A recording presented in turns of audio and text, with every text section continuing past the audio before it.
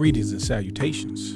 Welcome to another episode of 365 Days of Gaming. I really appreciate you taking our time to check out this video. Like, subscribe, share, comment, all appreciated.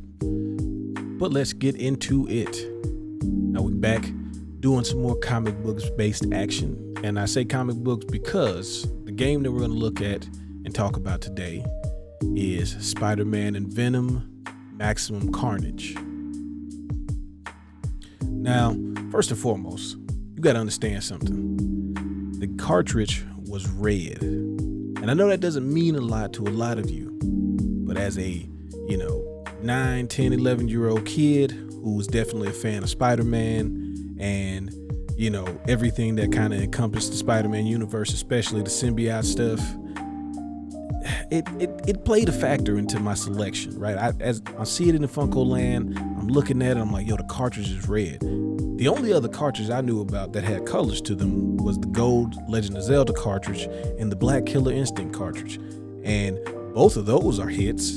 So by default, this colored cartridge has to be good. And I'm not saying that this game is like the greatest Spider-Man game or anything like that. We got plenty of time to talk about, clearly the best version of Spider-Man. But what I'm saying is that I knew I was in for some fun. Now, this game was made by LJN, which means this is like the first LJN game that we've done, and there's actually more LJN games, but I was very surprised when I realized that, this is the first one. But, talking about comic books, like, as a kid, I was always into Marvel and DC and things like that, but comics, like video games, cost money. Now, I had to make a choice, okay? I had to pick a hobby, not multiple ones. So, video games was my hobby. It's a very expensive hobby, was back then, still is today. So I couldn't get comic books. I can go to the library and try to read them if they had some, but the selection was very limited. So this was like my way of getting a chance to experience some of the comic book stuff, because the way this game's cutscenes are, it's all like comic panels, which was fantastic for me. So I'm feeling like I'm getting fully immersed.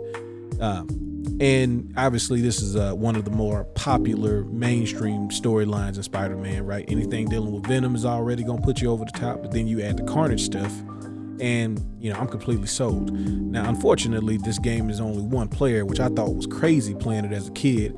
And it makes even less sense when you realize that the sequel is multiplayer, and that's Separation Anxiety. But we're talking about the original one today, the red cartridge, right? Because Separation Anxiety was regular color for some reason. They just couldn't stick with it.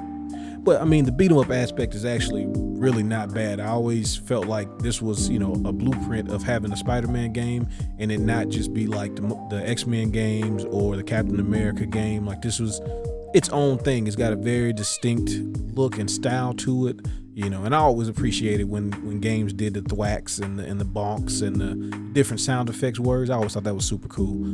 But then, you can climb the wall like Spider-Man. You can find secrets. You can actually, as the game progresses, you can start to get like these helpers. So you can get like Captain America, you get Cloak and Dagger. There's a few other ones that you can get as you play through the game. But the actual gameplay itself is pretty cool. It's actually pretty fair.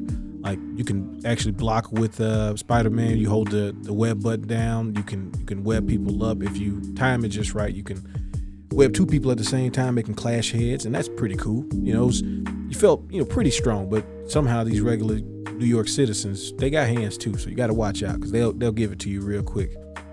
The other thing I thought was really cool as you play through the game is you get to a certain point and you get Venom to show up, and now you got a choice of picking different between Spider-Man or Venom per level. And that's something I really hadn't seen in the game, where you got to start picking different characters or switching in between. Usually you start a game, you pick one, that's who you play, or most beat 'em ups, you got to die and then you get to pick between the two, or, when you continue. But this one was like, who you want to roll with. And of course, after playing Spider-Man in the beginning, you're probably going to pick Venom, right? Why wouldn't you?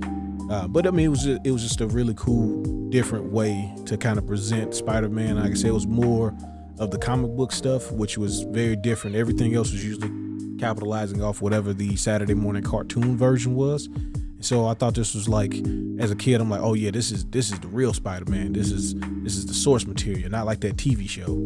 Like, I knew what I was talking about. I didn't. But, it was my first kind of foray into the world of Spider-Man in a different way. And I really enjoyed this game. It is more difficult than I remember, but that's just because I don't have the patience like I used to, but this is definitely a solid game. I'm sure some of you played this game. If you played it and beat it, who was your favorite villains to go against? I always thought the Spider-Man doppelganger with the 6 arms was always wild. Like he's just out here with extra arms roaming the city. But then, you know, some of the assist people I really like. I always liked Cloak and Dagger's assist, especially when Dagger goes out and shoots all the things at people. Thought that was a really cool move, and I had never heard of those characters prior to this game, so it definitely introduced me to a few different comic book characters I had never heard of, which was another cool thing about this game.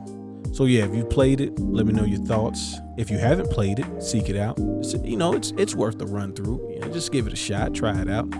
It's nothing life-changing or anything. It's not like Miles Morales or the PS4 Spider-Man, but it's definitely a good entry into the Peter Parker saga. So, as always, have fun, be safe,